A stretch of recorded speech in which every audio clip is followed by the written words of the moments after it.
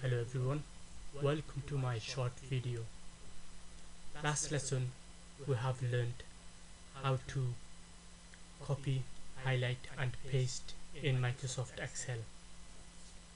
In this lesson we will learn how to adjust the column and the rows in Microsoft Excel. So first of all, you need to click on any rows or column, then move the cursor just to the right hand side of the column. As you know, the sentence should be within one column, should be in column A. So therefore move the cursor and make sure the cursor change into this icon. Then use your left button of your mouse and then just double click on it. So we have adjusted the column. There is no any problem with the rows right now, so let's create a problem with the rows.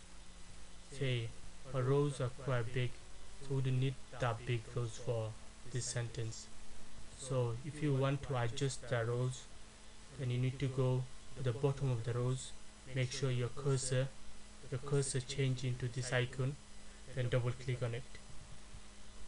Thank you for watching guys, and make sure don't forget to click the bell icon, and please watch my last video.